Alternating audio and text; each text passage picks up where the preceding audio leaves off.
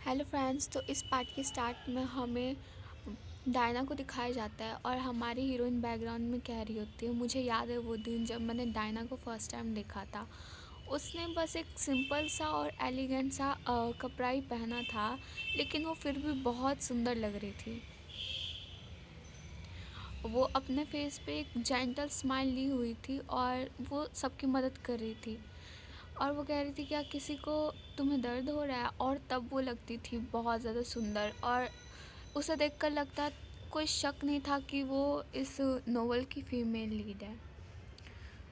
अपनी हीरोइन यही सोच रही होती है कि तब उसे देखकर लगता था कि हाँ, ये फीमेल लीड है, लेकिन अब। और फिर वो कहती कि कैसे कैसे कोई डायना के प्यार में नहीं पड़ता, वो इतनी अच्छी थी। फिर हेस्टिया कहते कि अब उसने एक लग्जरियस से कपड़े पहने हुए हैं और वो उस लग्जरियस से महल में है, लेकिन फिर तो अपनी हेस्टिया कहती है कि अब वही सेंट, अब प्रिंसेस है और रॉयल फैमिली का हिस्सा। और फिर तो अपनी हेस्टिया कहती है उन सबसे कि क्या कोई मुझसे गलती हुई है, और अपने मन में सोच रही होती है कि मुझे ऐसा लगता है कि ये सब कितना बेकार है।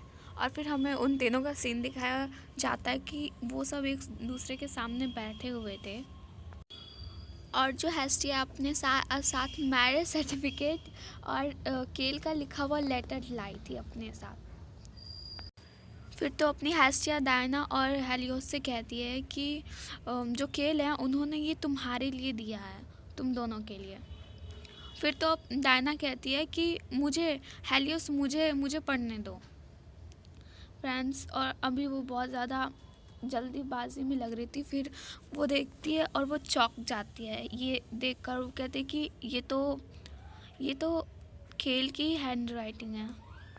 फिर डायना कह रही होती है, लेकिन उसने ऐसे सडनली किसी से भी ऐसे कैसे शादी कर ली, उसने हमें बताया भी नहीं। और फिर तो हेलियोस कहता है कि डायना तुम सही हो, लेकिन केल ऐसा तो नहीं है कि वो जल्दबाजी में कोई भी इतने बड़े से मैटर पे ऐसा डिसीजन लेगा। लेकिन वो कहता है कि ये लेडी भी गलत नहीं है, क्योंकि अपनी हेस्टिया प्रूफ के साथ आई थी ना, उसके पास केल का लिखा हुआ लेटर था और वो कैरेज भी तो है। फिर तो हेलियोस अपने दिमाग को चलाते हुए कहता है कि मुझे लगता है कि इसका मतलब है कि उसने सच में इस वुमेन से शादी कर ली, इस लड़की से उसने शादी कर लिया। और फ्रेंड्स, अपनी हस्तिया बहुत ज़्यादा प्यारी स्माइल दे रही होती है और वो कहती है, फिर तो अपनी हस्तिया भी सोचने लगती है कि मुझे देख के पक्का वही सोच रहा होगा जो दूसरों ने सोचा था। फिर तो हमें उन दोनों का शक्ल दिखाया जा रहा होता है और अपनी हस्तिया पीछे से कह रही होती है कि मैं तुम्हारे फेस पे देख सकती हूँ।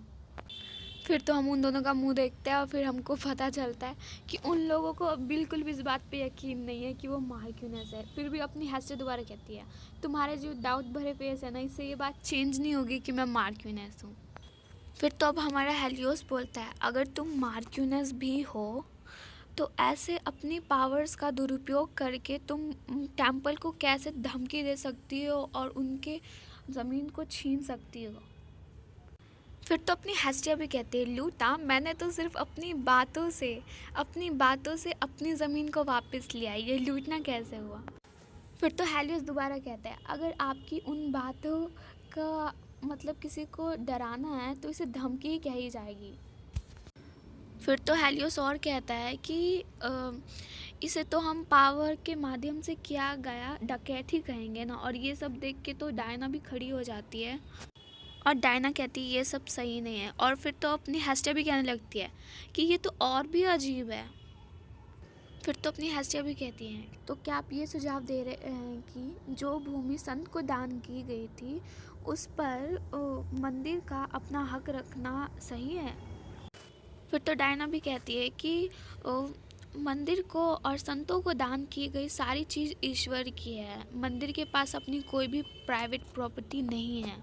फिर तो अपनी डायना भी कहने लगती है, तो क्या जो प्रिंसेस है उनको डिवाइन पावर भगवान ने दी थी, है ना, तो क्या अब इसका भी दुरुपयोग नहीं हो रहा, क्योंकि इसका उपयोग तो सिर्फ अब शाही परिवार के लोग ही कर रहे हैं ना। फिर तो हेस्टिया अपनी पुरानी लाइफ को याद करती है जहाँ पे वो बहुत ज़्यादा कमज़ोर थी और मंदिर के पास गिरी हुई थी। वो बस सेंटस से एक बार मिलना चाहती थी। फिर तो वो इंसान कहता है कि सेंट के पास तुम जैसी नीड से मिलने का टाइम नहीं है, ठीक है। फिर तो अपनी हेस्टिया कहती है कि यही कारण था, उन्होंने मेरी एक बात सुनने से भी मना कर दी। अब जो डायना है ना, वो क्राउन प्रिंसेस बनने के बाद वैसी नहीं रही जैसी वो पहले थी। उसने लोगों की मदद करना भी बंद कर दिया था और उसकी पावर्स का इस्तेमाल सिर्फ अब जो फैमिली थी ना वही कर पा रही थी। फिर तो अपनी हेस्टिया ये सब याद करके कहती है, फिर क्या ये सब भगवान की इच्छा नहीं है, ठीक है। तो अपनी डायना कहती है कि हाँ। और जो अपना हेलियोस है वो तो अभी भी बहुत ही ज़्यादा गुस्से में था और वो डायना को डिफेंड करते हुए कहता है। फिर तो हेलियोस कहता है अपनी बातों पर ध्यान दो। फिर तो अपनी हेस्टिया भी अपॉलोजी करते हुए कहती है कि अगर मैंने कुछ बुरा कहा हो तो उसके लिए मुझे माफ़ करना। और वो अपने मन में सोच रही होती है जैसा मैंने सोचा था। फिर भी डायना यहाँ पर भी नहीं रुकती और उसको अभी भी वो कह रही होती है, तो क्या मार्क उसके लिए ही चाहता है कि जो मंदिर है वो तुम्हें वो भूमि लौटा दे। फिर तो अपनी हेस्टिया को भी अब गुस्सा आ रहा होता है, वो कहती है मैं टू बी ऑनेस्ट। फिर तो अपनी हेस्टिया उनके मुंह पे कहती है कि जो पास्ट है, पास्ट में ना जो केल था उसका डायना के प्रति प्रेम जो प्यार था वही था जो ये लैंड है उसको देने का सही रीज़न, और यही वो कारण है। और फिर तो अपनी हेस्टिया और कहती है, तो क्या आप चाहते कि मेरा पति अपने पिछले प्यार को बस ऐसे ही याद करता रहे। ये सुन के तो वो दोनों ही बैठ जाते हैं और डायना और हेलियोस वो भी थोड़ा बुरा फील कर रहे होते हैं। और फिर तो अपनी हेस्टिया कहती है कि मुझे पता है अब इन लोगों के पास कुछ भी कहने को नहीं होगा।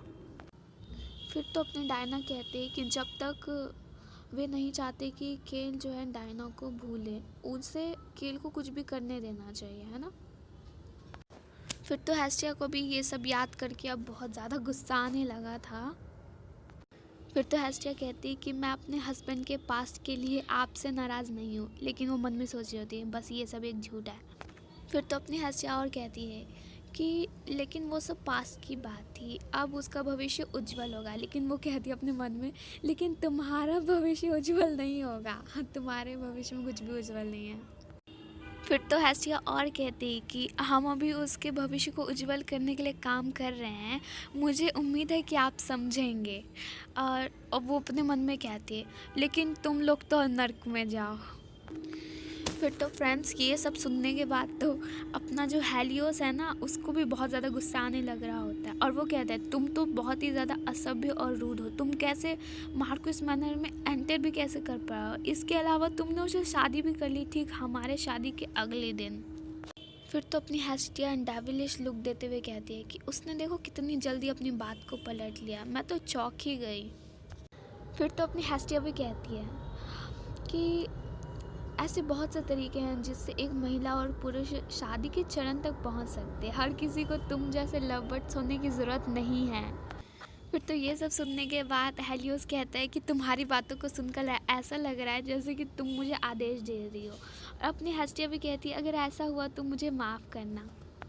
फिर तो हेलियोस कहता है कि यहाँ पर बहुत सारी नोबल्स लेडीज़ थीं जो कि केल को पसंद करती थी, उसने आखिर तुम्हें क्यों चुना। फिर तो हेस्टिया मन के अंदर सोच रही होती है, तो क्या ये किसी इंसान को कोई वस्तु या कुछ और समझता है। फिर तो वो कहती है कि मैं तुम्हें कुछ बताना भूल गई, मेरे पास भी एक स्पेशल एबिलिटी है जैसे कि हर हाइनस के पास है। ये सब सुन के तो वो दोनों ही चौंक जाते हैं। फिर तो वो बड़े ही कूल स्टाइल में कहती है कि मेरे पास है एबिलिटी फ्यूचर को देखने की। फिर हमें उन दोनों का शक्ल दिखाया जाता है जहाँ पे हेलियोस को तो बिल्कुल भी यकीन नहीं था उसकी इस बात पे, और अपनी हेस्टिया को भी पता था कि वो ऐसे उसकी बात पे यकीन नहीं करेगा।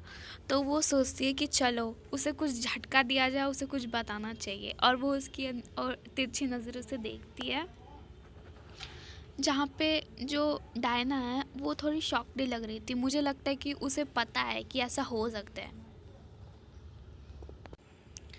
फिर तो अपनी हेस्टिया कहती है अगर आपको यकीन नहीं होता तो मैं आपको एक भविष्य बता सकती हूँ।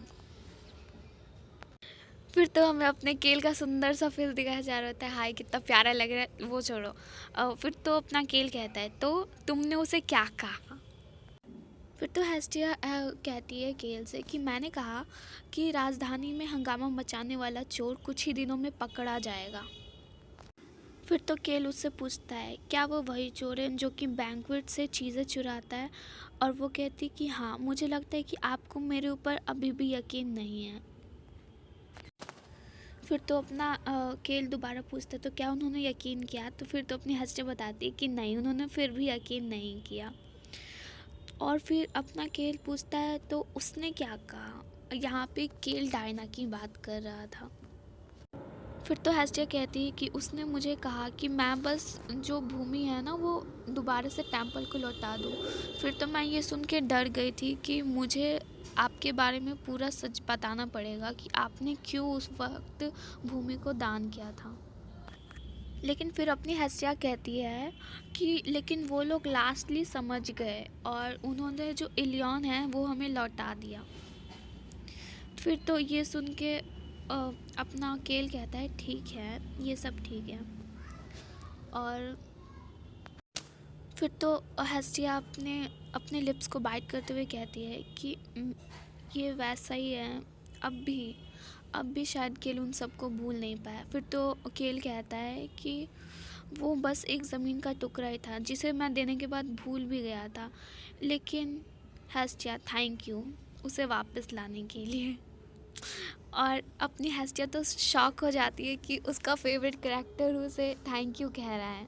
और फ्रेंड्स ये सीन देखो कितना ब्यूटीफुल है फ्रेंड्स। फिर केल कहता है कि मैं इस समय तुम्हारा थैंक यू करना चाहता हूँ, मैं तुम्हारे लिए क्या कर। और इसी सुंदर पैनल के साथ ये चैप्टर ख़त्म होता है। और नेक्स्ट पार्ट के लिए फ्रेंड्स एक कमेंट कर देना। Thank you friends. लास्ट